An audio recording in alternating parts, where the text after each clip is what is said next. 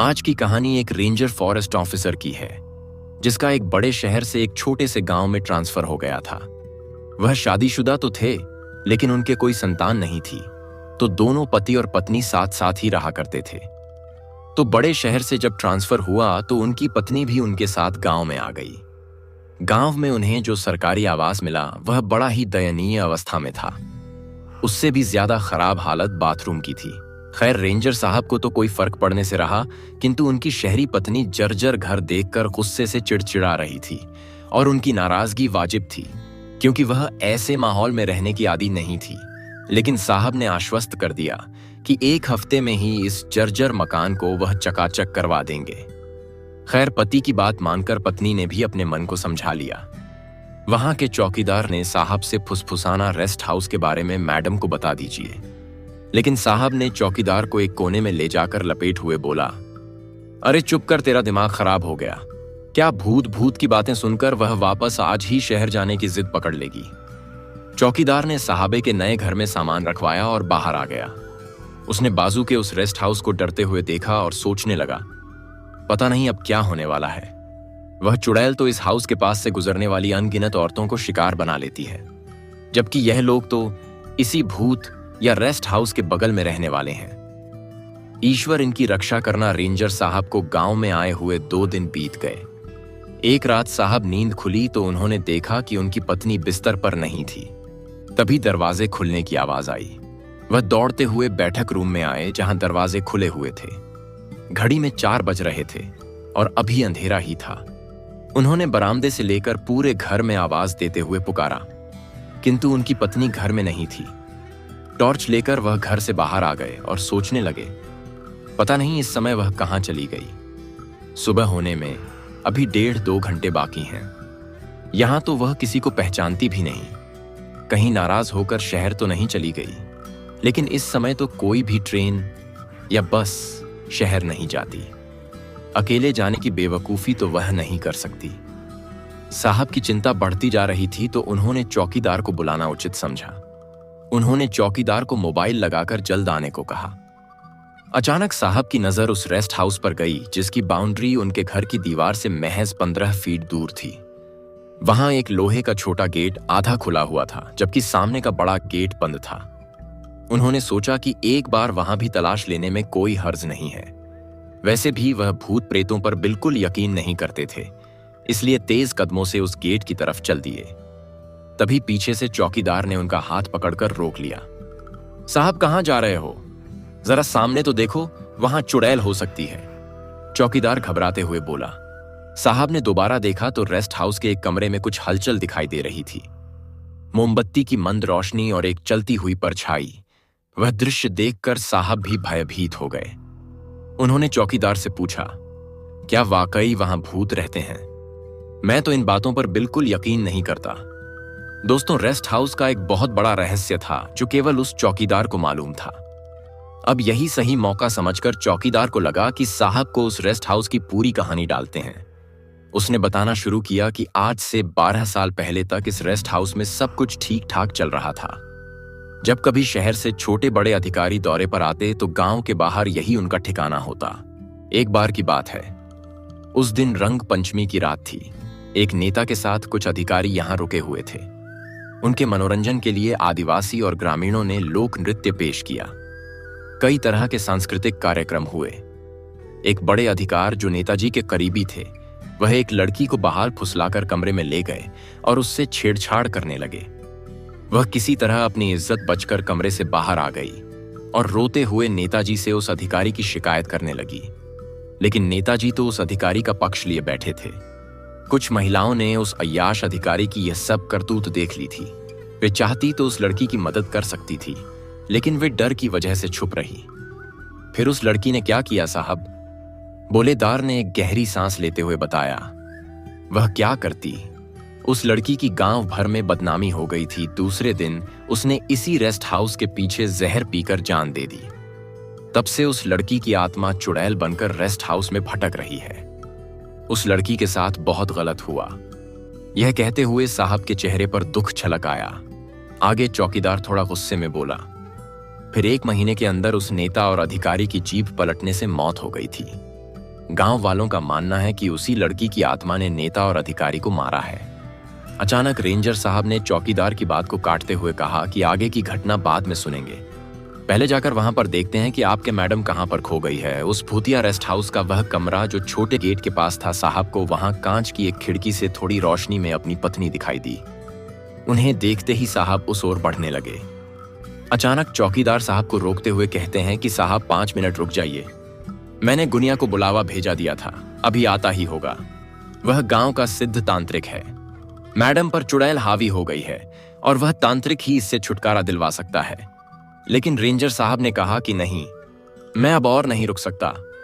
तुम्हें डर लग रहा है तो तुम यहीं पर रुको, मैं अभी तुम्हारी मैडम को लेकर आता हूं। और ऐसा कहते हुए साहब तेज कदमों से अंदर जाने लगे। साहब को जाते देखकर चौकीदार ने कहा कि अब मैं अकेला यहां पर रुककर क्या करूंगा, तो वह भी साहब के साथ चल दिया।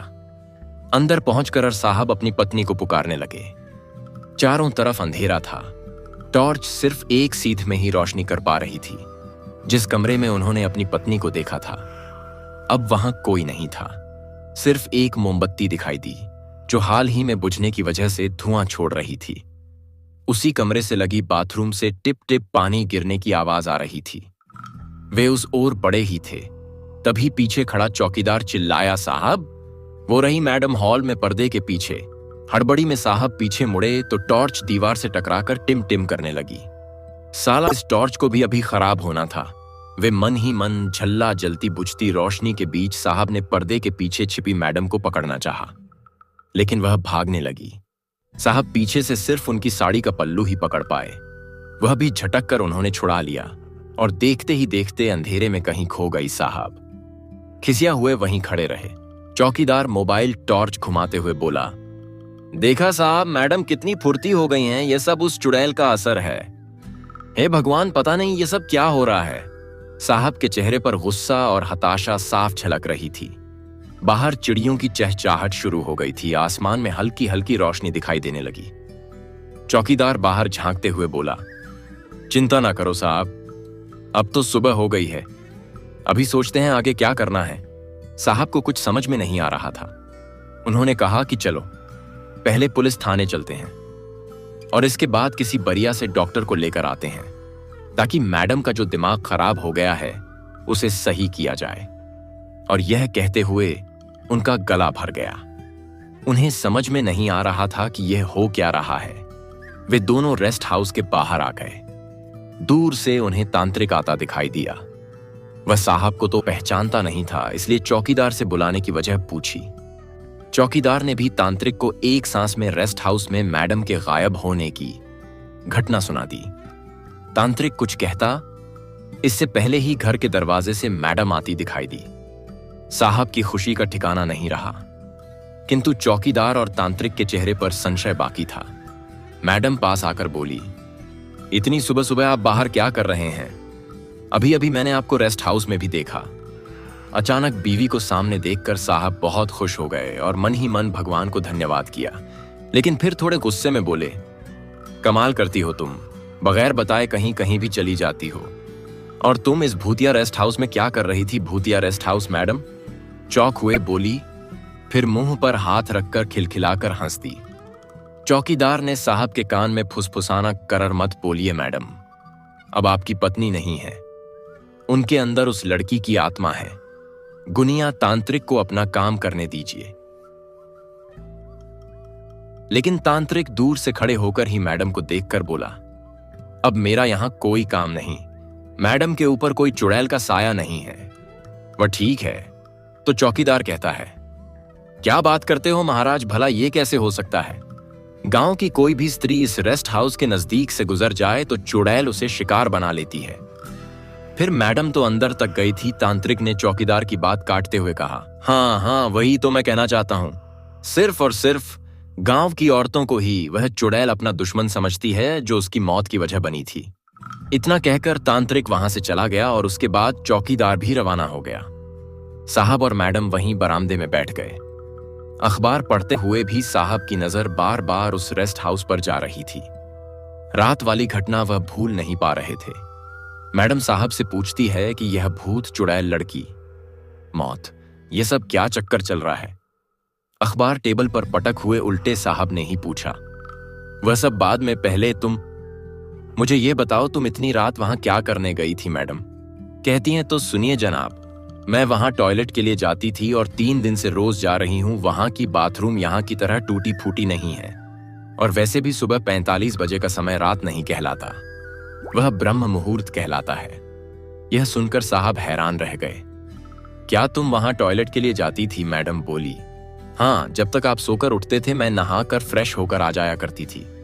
अपने इस खंडहर मकान से तो लाख गुना अच्छा है वह रेस्ट हाउस। मुझे तो यह सोचकर हैरानी होती है कि आप कब से भूत प्रेत को मानने लगे साहब? सिगरेट सुलगा हुए बोले, मैं भूत प्रेतों पर विश्वास नहीं करता। अब सिचुएशन के हिसाब से थोड़ी घबराहट तो होगी ही। दरअसल साहब के पहले दिन ऑफिस जाने के बाद मैडम ने घूमते हुए उस भूतिया रेस्ट हाउस का मुआयना कर लिया था। उसके बाद वह अक्सर बगल का छोटा गेट खोलकर वहां चली जाती थी। इस बात का इतना बड़ा तमाशा बनेगा उन्होंने सोचा नहीं था।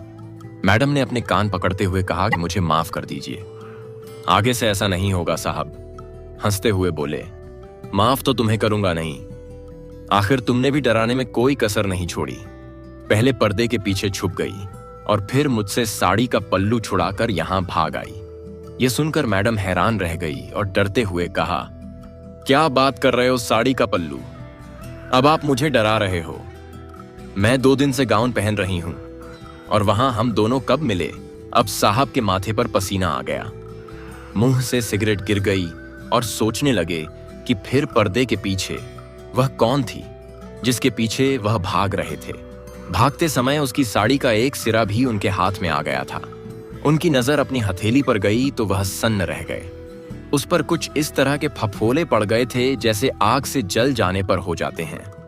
मैडम घबराते हुए बोली, क्या हुआ आपको? अपनी पत्नी के सामने ना तो वह खुद को कमजोर दिखा सकते थे और ना ही उन्हें सच्चाई बता सकते थे।